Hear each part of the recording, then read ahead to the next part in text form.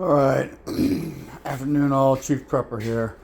First of all, if any of you have been wondering, I haven't had any videos up because I've been going through recovery from the surgery I talked about, but I am alive and well. So I wanted to show you this. I lost 2 batteries. I installed a new battery. I'm still got 4. At the time I had 5. But even with 4 batteries at 27 something watts or whatever, I can't remember what the fuck it is. 2764.8 watt hours is what it is. Yesterday it started out at 41% and went up to 81%, down to 71 today. So today it started out at 71%, got up to 100 earlier in the day, but the sun has dropped well below its apex.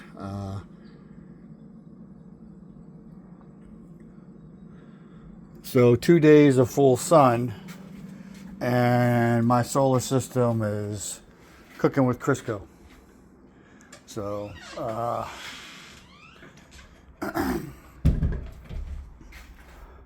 wanted to show you that.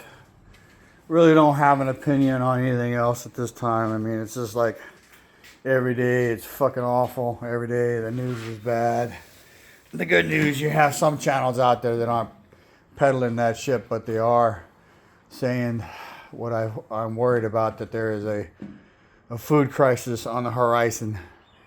There is definitely going to be gas problems. I turned off something that I was going to seriously consider doing because the timeline to get it done would be between June of this year and September of next year. I am going to explore another option where possibly I get out of Texas by the end of the year. So here's what I think. I think there's a financial shitstorm coming. I've been listening to different channels, some that I've never heard of before. Basically, I guess the new Fed chair is talking about raising long-term rates, lowering short-term rates. Of course, that won't take effect more than likely right away. But if you got purchases like a house or something and you can qualify and get it done, then I wouldn't wait much past September of this year. What else? The channel that I listened to said that in order for them to do it, they got to lower short-term rates and then they're going to print money. So that means when they're printing money, if you listen to any of the financial channels, that basically they're devaluing your dollar. They're also saying gold and silver are going to go up considerably. But that doesn't mean that you're richer because your buying power of your dollar is lower. So, you know, moving right now is a bad thing to do, especially if you're going from a relatively low-cost environment to a high-cost environment. But I've said this before, I think Texas is going to literally run out of water. Texas is becoming one of the data center capitals of the world.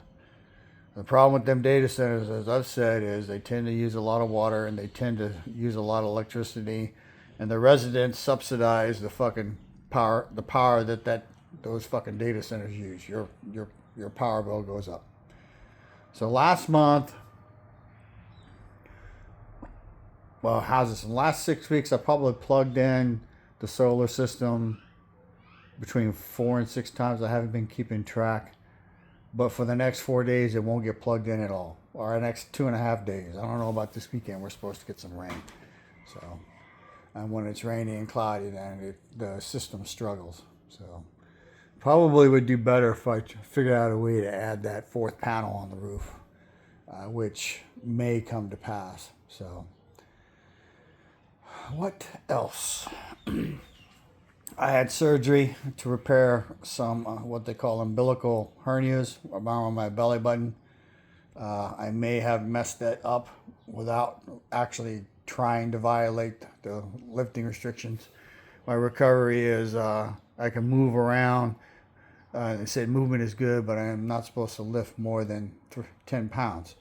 So I did not injure myself by doing that. I slipped off a ledge with my foot about 4 inches twice in 2 hours and jarred my entire core muscular area, and then I had something kind of swell up. It's kind of going down now, so we'll see what happens. I have my post-op follow-up on Friday the 8th. Yeah, I would definitely make sure if you got teeth problems or if you hadn't been to see a dentist, go soon. You know, people, I don't think people really understand what's happening. I think gas, based on stuff I'm seeing in different places, there's a chance gas will double. So if you're in Washington State and you're paying $6.50 a gallon, you may be paying 13. In Texas, we're paying $3.85 a gallon right now. In the San Antonio area, we'll be paying almost 7.